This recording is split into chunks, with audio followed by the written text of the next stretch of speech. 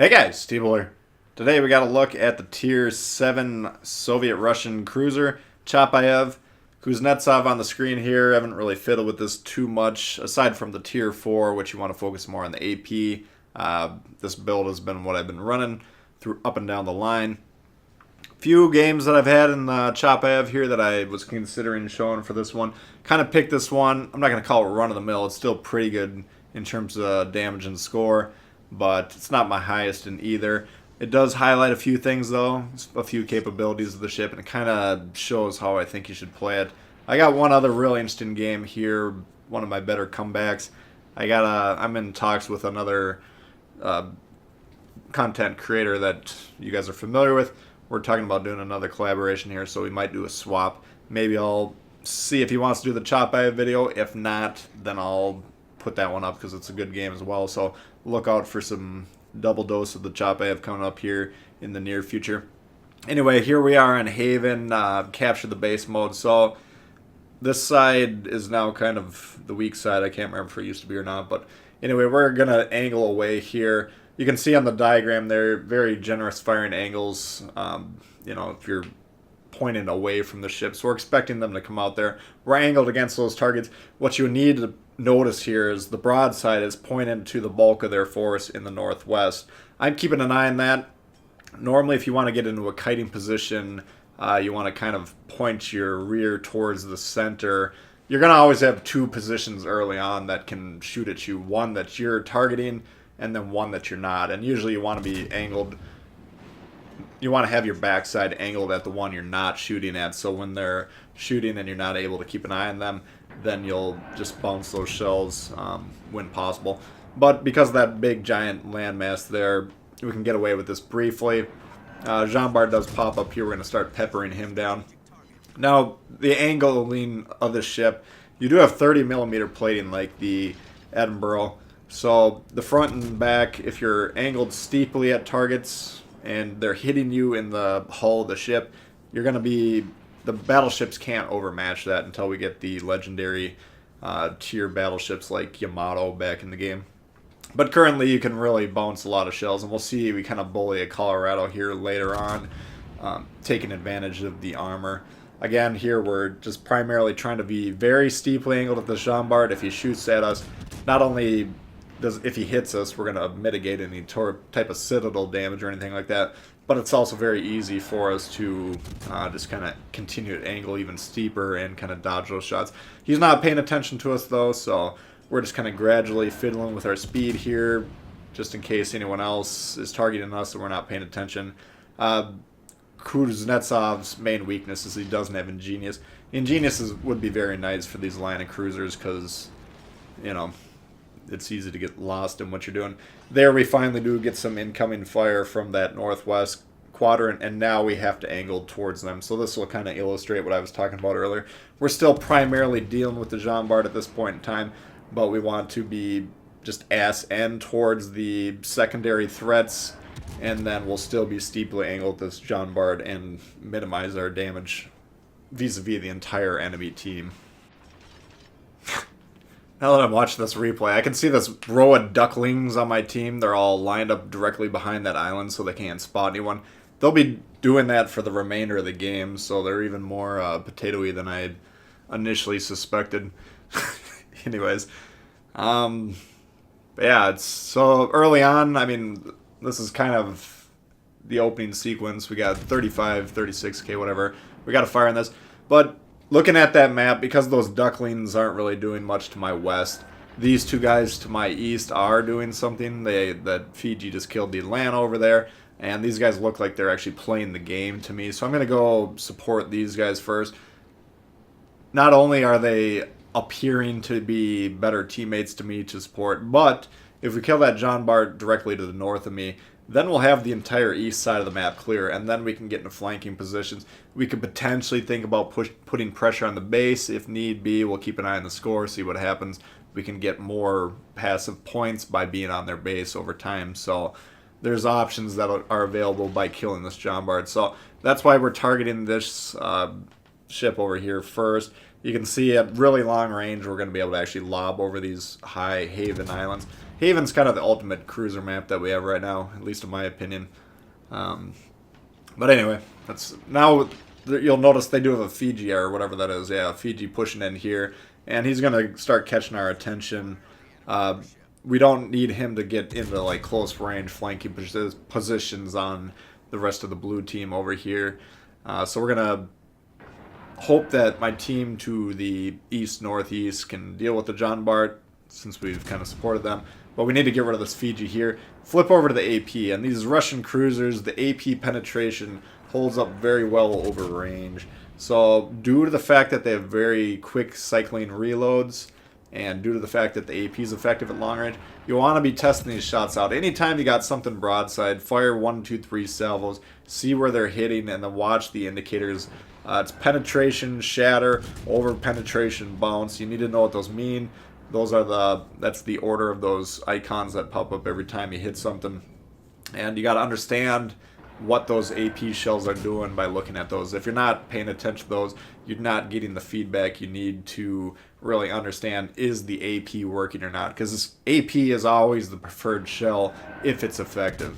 If they're all going through the ship as over penetrations, they're all shattering on the armor as shatters, or they're bouncing due to the enemy's armor angling, then they're not effective. Then you switch over to HE. But if you're not looking at those icons, you're not getting that feedback, you're not knowing what to do in response to what's happening. Fiji's trying to stop and smoke. We got him on fire. We got AP coming in to finish him off. And now we got the Jean Bart eliminated to the northwest. We got the middle kind of aggressor taken out. So now we're in a position where we can pressure the base if need be, or if these little ducklings over there ever spot a ship on the red team again, we can support them with crossfire. Crossfire when we're HE spamming isn't that big of a deal, but it's distracting for the enemy. Puts a little fear into them, and you'll start to smell the fear all the way from 18, 19 kilometers away even. So, unlike a lot of people who like to ball up into a singularity, a black hole, and just sit there sobbing in the back doing nothing, once you clear your side, then you can look for these flanking positions, and that's when you're really going to start to shine. Buffing the Dewey after the game works just as well as during the game, folks. You don't have to do it during the game. Anyway, the Colorado here is pushing forward, so we're trying to get around this island, the little ridge here. We're too close to that to shoot over, but now we got that left-hand little island and then the big island. You see how they form that nice continuous break? So that Colorado, he can't see us no matter how far he pushes forward. Keep an eye on that right-hand side of the screen, though. We do have smoke over there. Pop your attention up north to the top of the screen. They don't have any destroyers, so that's something. Kuznetsov, presumably, or British cruiser. And they're going to have another Colorado that's popping out there, too. Now, we're really steeply angled at the Kutuzov, whatever I called it earlier. The Kutuzov and the Colorado, so I'm not really worried about incoming fire. They probably are still focused down yonder south of them, just because I haven't shot at them yet. So I'm not feeling any pressure from them. Once this Colorado confirms to me that he's just going to stay broadside, we pop over to the AP, and we're going to just test out the results again. Trying to hit the top of the ship here at this range. We want superstructure, we want upper hull. Of course, at the water line, all these battleships have extra armor that's going to make those long-range shots basically shatter every time you hit them. But, it's the more fires the ship has going, the less effective the HE is, because one of the bonuses of HE is the chance to set a fire. Once you got 2-3 fires and you're not really, the parts of your ship or the ship that you're aiming at are already on fire, and the AP's going in to some extent, then it's probably the better shell. Here's their Kutuzov on the screen here. Now, on my screen it looks broadside, but if you pop your attention up to the map there, you can see how steep he is. And it's always nice to look at these long-range angled ships to see, are they actually as broadside as they appear to be. We still take a couple AP salvos at them just because if we hit that Citadel, it would have been nice and juicy, but weren't able to pull it off here. Now we got a situation where we're closing in on this Colorado, and potentially we'll see the armor. He does actually hit us once or twice, and we don't take much damage. This guy's clearly a new player. I mean, it'll be plainly manifest to you when you see him shoot. So I'm not trying to pick on him by pointing out the fact that we just bully him, but I think even a really experienced player would be fine in this situation. Even if he was really tightly angled and playing us well, we could still continue to rush him and potentially get these torps involved as well, which you're not going to see. But he's sitting there broadside. We got the AP going. We're actually going to test a waterline shot at this range in the next salvo or two just to see if we can tag the Citadel, but we don't have enough oomph to get through that Citadel armor. So once we confirm that, then we're going to just resume shooting the superstructure / upper hull of the ship here. But again, this, I'm not picking on him. He's clearly a new player. He did elect to play a Tier 6 match, though, and if you're a new player and you're playing Tier 6 matches, you're going to run into a lot of players that can beat the crap out of you, which is why if you're new, I usually recommend leveling up all your ships to 3, all your ships to 4, all your ships to Tier 5, and then get into the higher tiers once you kind of get more of a grasp on the game. Regardless, not a fight that we have any fear of whatsoever. Now we're on the base, we're contested, so our score is going to passively start increasing just by the fact that we're on here. If we happen to capture the base, fine, but anytime you can get a ship onto the enemy cap, not in a suicide situation, I don't want to push the cap if I'm going to die doing so, but in that situation I was well protected and might as well stay on this cap at this point in time. Bismarck pops up. Now the Bismarck's low and likely to go down. Might as well take a couple shots to support my team down here. I don't want them to get too low because they do have a fairly full health Iowa over there as well.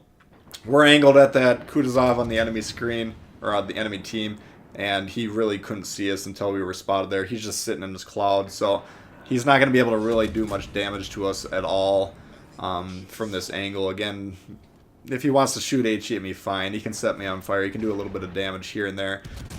He is attempting to... He can't see me right now, but he is shooting at my emanations of my guns. The blasts that he sees from the gun. So he is attempting to blind fire me, which is not a completely noob move. So we do have to give him a little respect for that and make sure he doesn't start doing something that we need to respond with. But at this point in time, I would like to get 1 or 2 fires on that Iowa, at least get his damage con burn, and hopefully help out my blue teammates down there who still do not appear to have moved more than 2 inches the entire game. So I'm just going to assume they need help.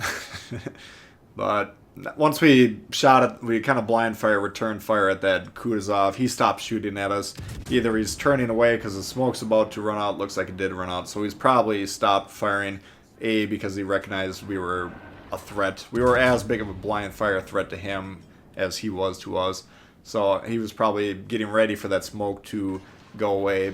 He pops up broadside now, so if that's what he was doing, he didn't finish the job. But that's fine. Again, playing with our throttle here, angled at the guy, it's going to take him a long time to really damage me. So while that eye was in play, I still want to take a couple more shots at him. Finally, though, we're going to angle against the Iowa when I'm taking a little bit of a risk here presenting the broadside of this Kutuzov, but he's been shooting HE at me the entire sequence that I've been dueling him, and I thought I could get away with that. But we don't want the Iowa to start getting ideas of shooting us at the broadside while we're dealing with the ship. So I thought I'd take the time there to angle against him. We can kill the Kutuzov, and we're going to continue to be on the base. Now at this point in time, there's not enough time to capture. He did reset us with some incoming fire. But here, or there he resets us. Here I'm going to go chase the damage because I'm close to a Kraken and I don't think we can lose. I can continue to angle against this Iowa. But I always like to point out when I'm kind of stat padding or chasing damage, this is the incorrect play here. Staying on this base undetected. We're just going to continue to increase the score, the team score, and heaven forbid the Iowa blaps these 2 little ducklings, which is a very real possibility. Then we would continue to win the game by the score. But, it is what it is. So I don't always play correctly, but I do want to point out when I'm blatantly playing incorrectly that's what's going on. We, of course, won't be able to catch them for the Kraken, but Chapayev, Kutuzov, going to change the Tier 7 meta. These are going to really punish the stay-at-home, Dewey buffing battleship type players. Those get burned to a crisp. Kutuzov has the smoke, so it can be a little more stationary. Chapayev, you're going to have to be a little bit more flowing, a little bit more kiting, at least until the enemy gets whittled down a bit, and you can use those island covers as, blind firing positions as the game progresses. But both of them very strong ships. You're probably going to get your highest damage in a cruiser thus far in one of these two ships once you get them unlocked. So, assuming you can stay alive. I mean, they're both, when played poorly, they're not going to last long, but when played well, they're both extremely strong ships. So, that's a look at the Chapayev, guys. Hope you guys did enjoy it. If you did, please hit the thumbs up. New to the channel, you should consider subscribing. A lot of World of Warships coming all the time. Questions, comments, leave below. I'd love to hear from you guys. And I'll see y'all later. All right, peace.